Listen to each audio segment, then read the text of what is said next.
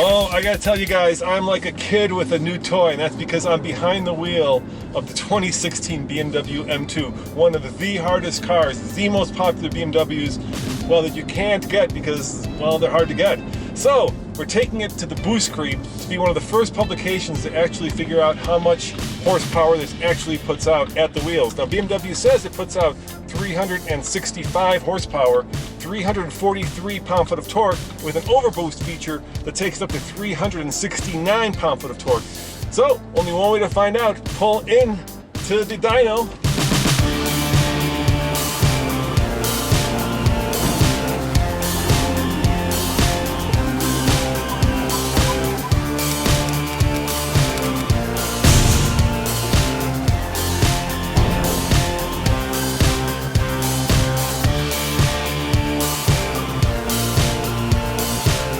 So Harvey, BMW is very proud to say that they use twin power, which is in essence a twin scroll turbo. What's a twin scroll turbo? So this is the scroll, and this is called the hot side of the turbo. This is where the exhaust gases enter. They enter through here, and then we have, this is called the nozzle area here. It's basically a slice, and the gases enter into this slice and push the fan blade around, and then they come out the exhaust, which is back here, and that's what drives the turbo. So this is basically like, if it was a supercharger, this would be the belt, and it makes the fan spin. When you go twin scroll, so I'll start off with, when you're doing a single scroll like this, all the pulses from all the cylinders will get to here, possibly together at times, possibly at different times. When people do twin scrolls, they're generally, especially an OEM that has good engineering and engineers that can actually calculate the things like pulse, when the pulses are going to read.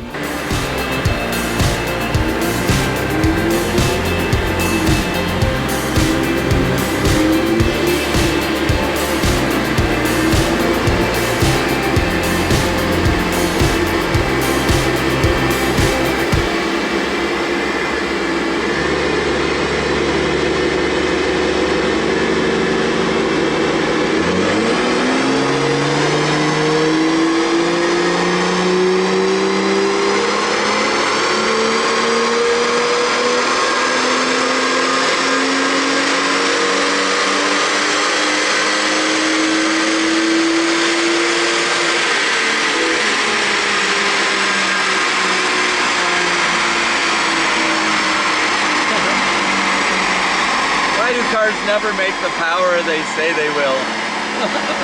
Even with drivetrain loss, it's a bit low. I think I'm seeing about 300 at the wheels.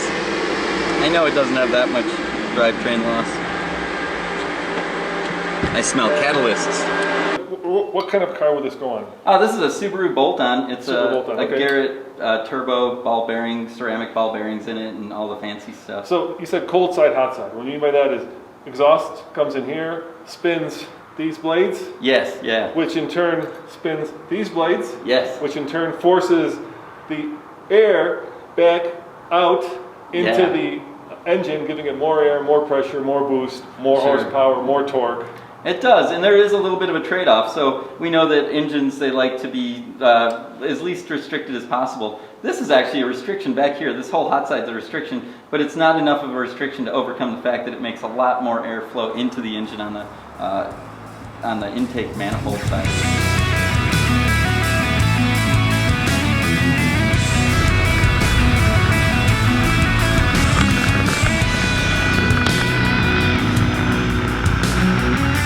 Now we're using an Australian Dyno Dynamics dyno, and it uses eddy current brakes to actually measure the BMW's torque and horsepower. Now different dynos use different methods, like a Mustang is a little bit different, but this one in the industry is known as a heartbreaker because, well, it measures low. So keep in mind that different dynos will produce different results.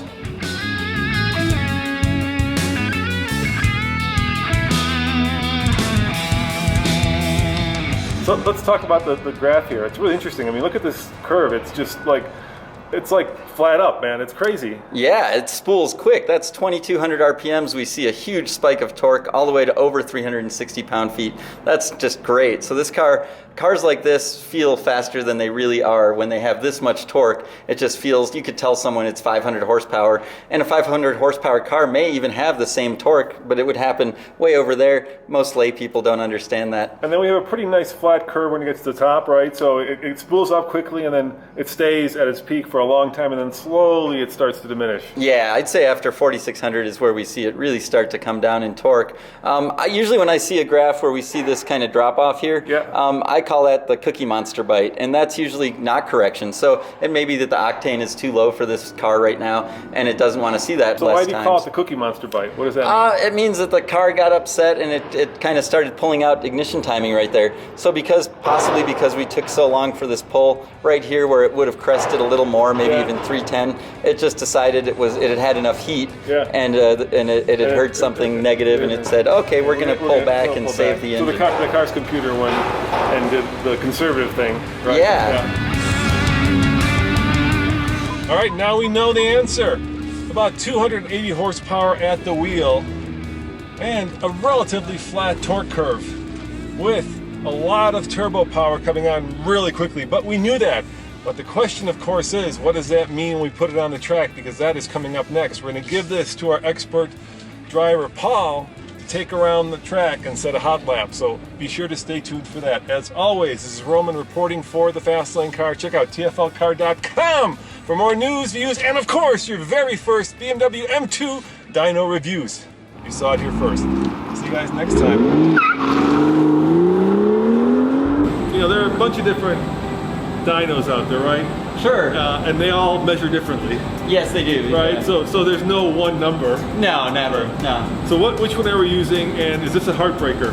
This is somewhat of a heartbreaker. I believe it's an eddy current. Most modern eddy current dynos read a little lower than the old inertial dynos. This is from Australia. It's a Dyno Dynamics, and it's about 10 years old, but these are pretty darn consistent. I'm okay with that. All right, so we're going to get a couple things, right? We're going to get the most important thing, which is how much horsepower it's producing at the wheels. Yeah.